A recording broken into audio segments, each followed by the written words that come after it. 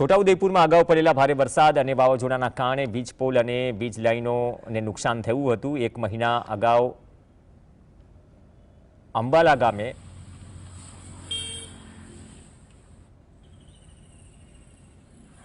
નુકસાન થયું હતું। વીજ લાઇન રસ્તા પર પડી જતા લોકોના જીવ પર પણ જોખમ ઊભું થયું હતું। હજુ પણ એ પ્રકારની સ્થિતિ છે।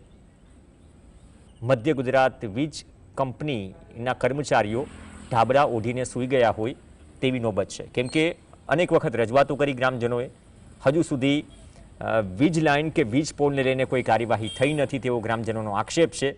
ગ્રામજનોએ કહ્યું કે કોઈ દુર્ઘટના બનશે તો મધ્ય ગુજરાત વીજ કંપનીની જવાબદારી રહેશે। વહેલી તકે વીજ કંપની દ્વારા કામગીરી કરવામાં આવે તેવી પણ ગ્રામજનોએ માંગ કરી। અંબાલા ગામમાં વાવાઝોડાના કારણે ખેતીવાડીની લાઈન પડી ગયેલી છે, જે પિછલા 1 મહિનાથી એની એ જ હાલતમાં છે। MGVCLને રજૂઆત કરી છે, સરપંચ થ્રુ અને એમના લેટર પર થ્રુ અને એમને ટેલિફોન થ્રુ બી જાણ કરી છે, તેમ છતાં એ લોકોએ આ લાઈનને ઊભી કરી નથી।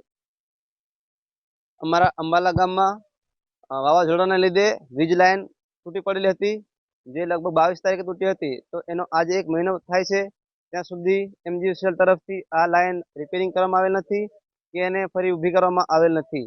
તો એના લીધે અમારા અંબાલા ગામમાં વીજ લાઈનની જે વાયરો છે એ ખુલ્લામાં પડેલી છે, ઘરની પર પડેલી છે, તો આજ સુધી રિપેરિંગ કામ થયેલ નથી। તંત્ર પાસે અમારી માંગ છે કે આ વીજ લાઈન